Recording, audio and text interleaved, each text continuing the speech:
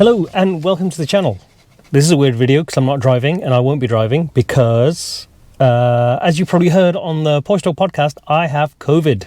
And thank you to everybody who's reached out and said to get well soon. Thank you. I don't feel too bad. It just feels like a cold. I'm about 3 days in, so in a couple of days I should start to feel better, hopefully. And once I can test negative, I can go out and about. Now, you've probably noticed that I'm sat in the Boxster. More about that in a minute. Firstly, I want to say thank you to everybody who's been watching, subscribing, hitting like. Also, the people who've been listening to Porsche Talk podcast. It's been really appreciated.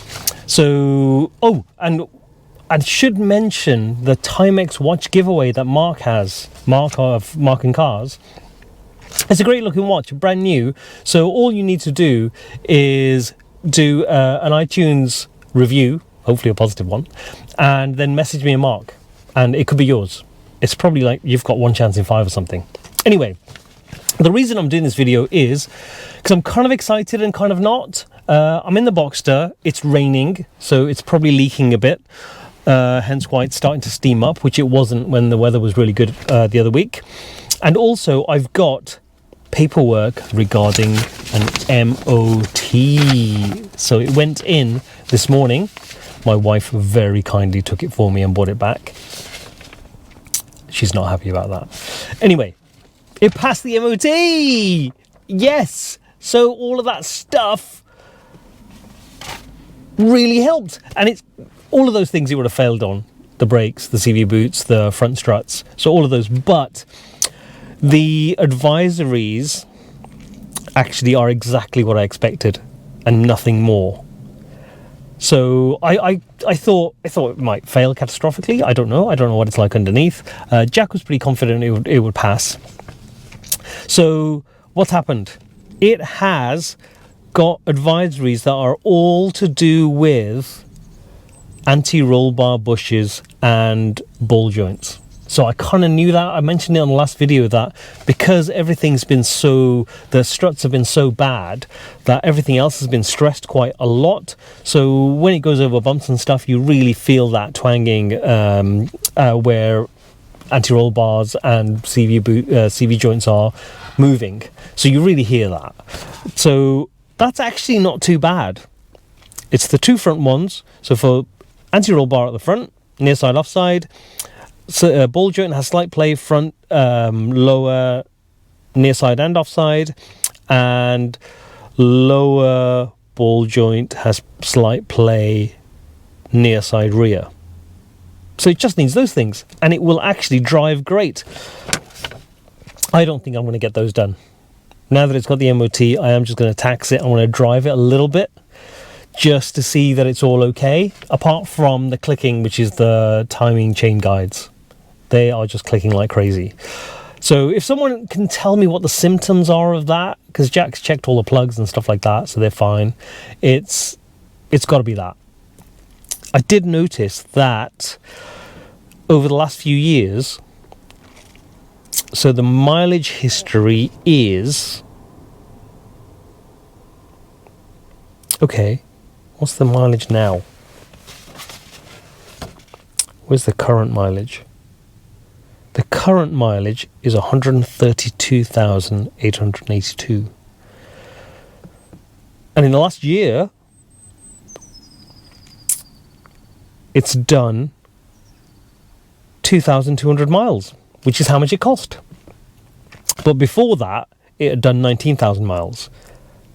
And before that, actually, it had also done 19,000 miles. So it's been doing about 19,000 miles.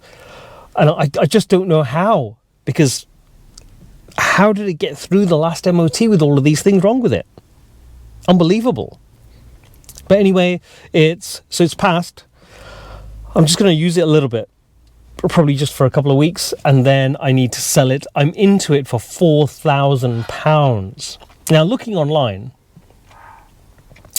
you can get ones for sale for like 3.5, I think. That was a couple of months ago. Because when I first started looking, you could get them for 3. You can't get them for 3 anymore. It's still... Yeah, well, I need to fix the leak. So those are the only things it's got now. Are obviously the bodywork's shabby, the wheels are shabby. That's going to stay like that. I'm not doing anything with those. The anti-roll bar bushes and the ball joints, that's classic home mechanic stuff. If I had my garage, I would just do those because the actual parts aren't very much. There's also a tyre. It says on the edge it's worn close to the limit. But if I was buying this car and I was going to keep it, even for a couple of years, I'd probably put some really good tyres on, get the suspension sorted, and then drive it. It's those timing chain guides, they're clicking. It drives fine, but actually, there's something I forgot to mention. So when I picked it up from Jack's after he'd done all the work, probably about almost a week ago now, and on the way home, I stopped off. I think if you've listened to the Porsche Talk podcast, I've said it on there. I stopped off at the MOT test station to book it in, which is on the way. And then I thought I'll give it a bit of a drive, sort of a spirited drive the rest of the way home, because it's still trying to find its range on the mass airflow sensor, the throttle body, all of that stuff that Jack had done to it.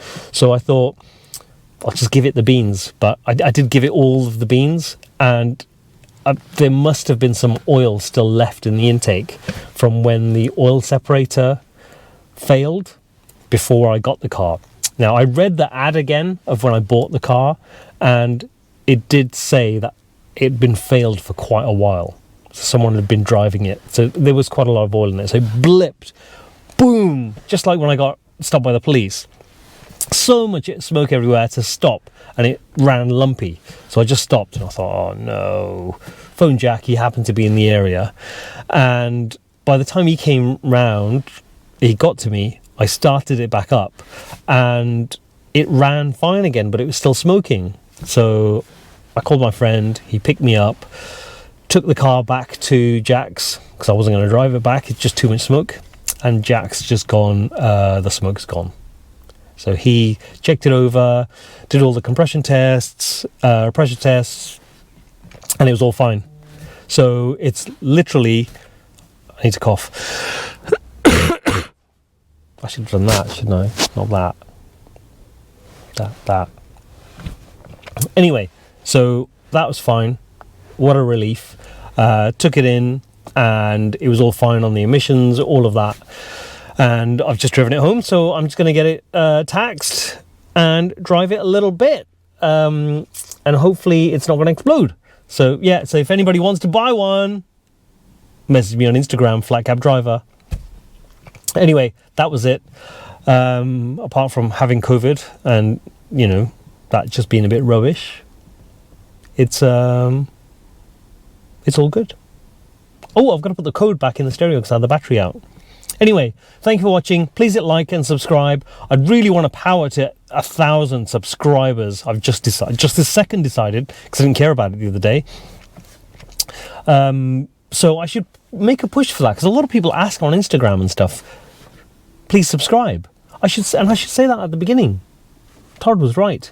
I should say, please subscribe. I never do. So I did look at the stats, and it is about 65 to 70% of people who watch my videos are not subscribed. So that'd be pretty cool. Anyway, thank you for watching. Thank you for hitting like, commenting, subscribing, and for listening to the Porsche Talk podcast. It's all been immense so far. And I'll catch you on the next video, hopefully when I'm well and driving one of the cars. The 911 hasn't moved for what feels like weeks. I should take that out for a drive, but I'll now park this behind it. That's for when I'm better. Thank you for watching.